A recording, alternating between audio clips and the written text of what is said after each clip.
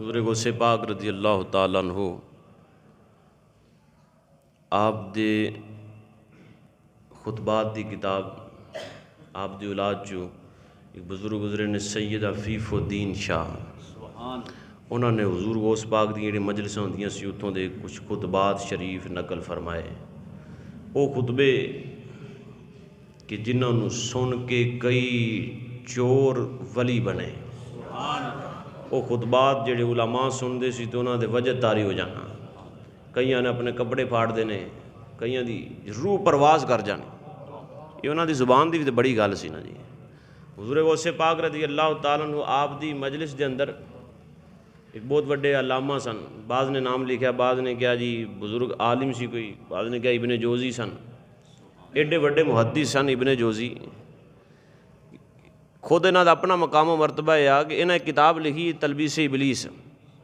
جن دے وچ انہاں جاہل پیر تے صوفیاں نو چنگا رگڑا لایا۔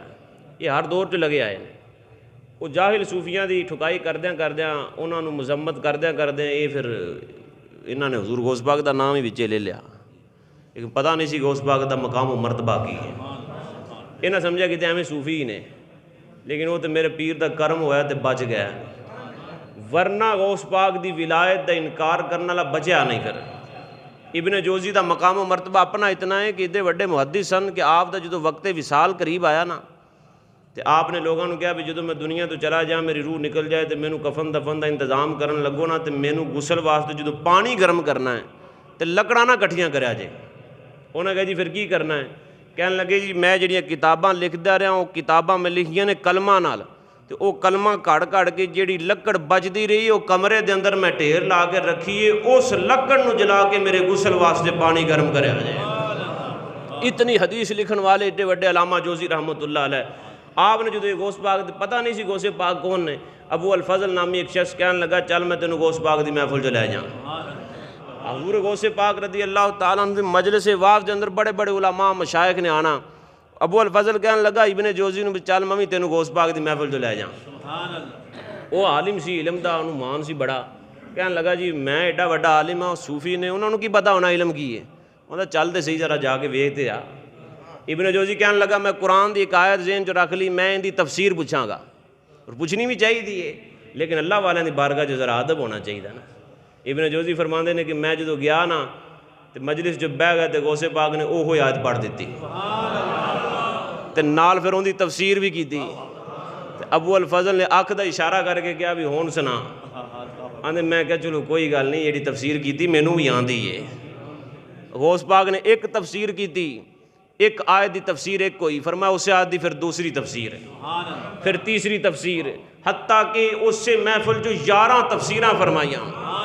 جس ویلے 11 ہر تفسیر تے ابو الفضل میرے ونے ویکھے تے کہنے لگے ابن جوزی کہندے نے میں پھر سر نہ رہی کہنا سا بھی ٹھیک ہے کر دے تفسیراں تے کرن مینوں بھی آندیاں نے۔ آندے جس ویلے 11ویں تو 12ویں آئی نا تے پھر ابو الفضل نے پوچھا ہاں بھی ہون، آندے میں سر جھکا لیا بھی ہون نہیں آندی۔ آندے انہاں 11 تو بعد میرے پیر نے اس سے محفل جو ایک آیت دیاں 40 تفسیراں مزید بیان فرما چڑھی،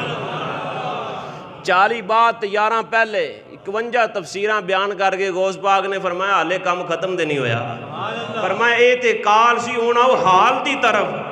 ابن جوزی جدو گل سنی تے محفل چوٹ کے وجد کرنا شروع کر دیتا۔ صوفیہ لکھا ہے غوث پاک دی تجلی نال اپنے کپڑے پھاڑ لے، پھر پتہ چلیا غوث پاک دی شان کی، واہ کیا مرتبہ غوث ہے بالا تیرا،